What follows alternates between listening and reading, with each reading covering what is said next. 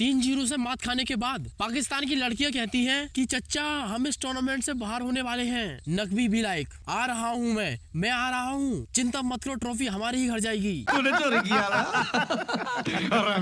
किसी भी टीम में इतने सारे लंगड़ाज और टेपियाज का होना किसी भी टीम के लिए जहन्नुम से कम नहीं है। ज्यादातर टीम्स एक सिंगल फद्दू बॉलर ढूंढने में भी संघर्ष करती है, बट कुदरत का निजाम, पाकिस्तान के पास ऐसे बॉलर्स की कोई कमी नहीं है। और सिर्फ बॉलर्स ही क्यों, बल्लेबाज तो इनसे भी बड़े वाले हैं। आज से शुरू होने वाली है इनकी अफ्रीका से टेस्ट सीरीज, जिस पर कि शान मसूद कहते हैं कि देखिए भाईजान, टेस्ट क्रिकेट में 20 विकेट लेना हमारे लिए बहुत जरूरी है और हम वैसी पिचेस बिल्कुल भी बनाना नहीं चाहते जैसे कि पाकिस्तान की हिस्ट्री में रही है, जहाँ पर कि हो कुछ भी लेकिन मैच एंड ड्रॉ में ही होता है। तो देखो भाई, वो ड्रॉ भी तुम्हारे लिए जीती है।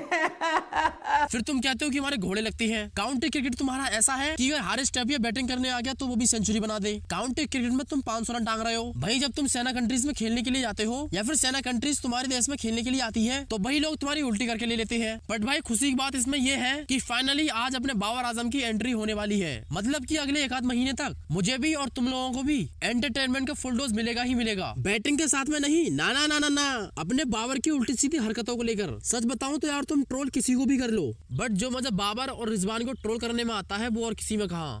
बात तो सही है। अब बैटिंग में ही तुम लोग ले लो। इनका पास्ट का वो कप्ताना जिसका नहीं चलता कोई बहाना और जिसका शौक है अपनी बेइज्जती करवाना। इनका वो बॉबजीदा किंग, बंदे ने 108 टेस्ट इनिंग्स में 9 सेंचुरीज बनाई हैं, जिनके कंपैरिजन में अपने किंग को तो छोड़ ही दो। अपना प्रिंस ही 71 टेस्ट इनिंग्स में 10 सेंचुरीज बना चुका है। अरे बाप रे, ये तो धोती खोल रहा है। और मैच तो छोड़ो ही छोड़ो, इन लोगों ने उस बेचारे माइक हसन का प्रैक्टिस में ही मूड खराब कर दिया, लगातार बैक टू बैक कैचेस छोड़ के। नहीं मतलब कि ये टीम सुधरने ही वाली नहीं है यार। और पता है माइक हसन अपनी डायरी में क्या लिख रहा है? अब मैं इनको कैचेस पकड़ना भी सिखाऊंगा, बट उसके 150 रुपए अलग से लगेंगे। इनको बैट पकड़ना मैं सिखाऊंगा, 120 रुपए उसके लगेंगे।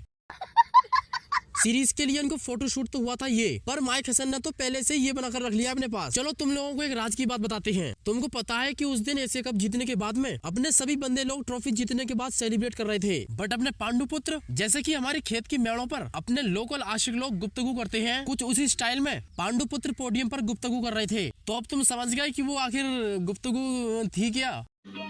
समझ रहे हो? समझ रहे हो? और तुमको पता है कि वेस्ट इंडीज वाले इतने क्यों सुत रहे हैं? अबे यार वो इनके टकलू किसी छोटे बच्चे की तरह अपने नाक में उंगली कर रहा था। और फिर भाई वेस्ट इंडीज वालों के साथ में अपने प्लेयर्स ने वही किया जो कि ऐसा करने वाले हम किसी बच्चे के साथ में करते हैं।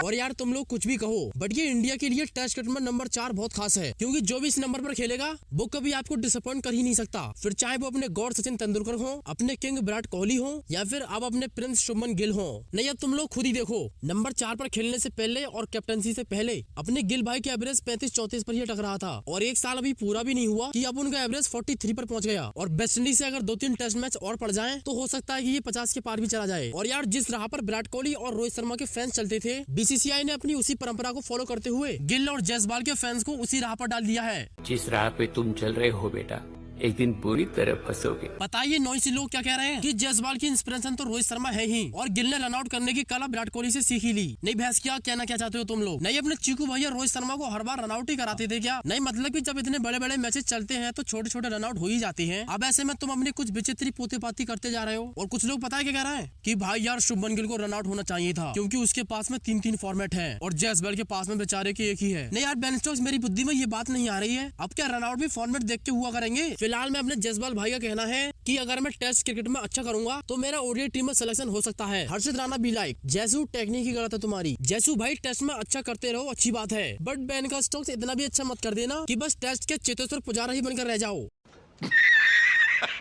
और यार सच बात बताऊं तो पूरे वर्ल्ड क्रिकेट में टॉप 4 टीम्स गिनी जाती थी, जो कि घटकर अब मात्र 2-3 ही रह गई हैं, जिसमें कि सबसे ज्यादा सोचने पर मजबूर कर रहे हैं हरे वाले। पता नहीं यार ये क्यों कल से काम नहीं लेते। अरे भाई साउथ अफ्रीका की बात कर रहा हूँ मैं। नामीबिया वालों से पिल गए, बताओ यार नामीबिया वालों से। इनको लग रहा था कि आधी पीली जर्सी करके हम लोग ऑस्ट्रेलिया बन जाएंगे। अबे तुम लोग आधी ऑस्ट्रेलिया भी नहीं बन पा रहे हो, और इतने सालों के बाद में डीकॉक बेचारा जैसे तैसे थोड़ा बहुत कॉन्फिडेंस लेकर लौटा था, तुम लोगों ने उसकी भी मरिया मैट कर दी। जब से ये 2024 में T20 वर्ल्ड कप में इंडिया से हारे है ना भाई, मती ही भ्रष्ट हो गई इन लोगों की। अब आज से इनके टेस्ट मैच शुरू हो रहा है पाकिस्तान से। अब उसकी जितनी भी झोर होगी वो सब उतरेगी इन बेचारे पोर्खियों पर। वो इसलिए क्योंकि दोनों की हरी है ड्रेस। और रही बात इंडिया वेस्ट इंडीज के टेस्ट मैच की, तो भाई इसको लेकर मैं अपना मूड खराब करना नहीं चाहता, क्योंकि जो टीम फॉलो ऑन तक नहीं बचा पा रही है उससे जीतने की तुम क्या ही उम्मीद कर सकते हो। चलो ये तो ये ड्रेसिंग रूम में बैठे हुए ब्रायन लारा और बिब रिचर्ड्स डंडा लेकर इनका इंतजार कर रहे हैं कि साला बहुत नाम खराब कर लिया इन लोगों ने हमारा। खैर फिलहाल जाते जाते आज का क्विज आपके लिए ये है कि विमेन श्रीलंका और इंग्लैंड के इस मैच में श्रीलंकन मैनेजमेंट अपनी लड़कियों को इशारा करते हुए बोर्ड पर ये लिखकर इशारा करता है। अब कमेंट में ये तुम बताओ कि आखिर इसका मतलब क्या है।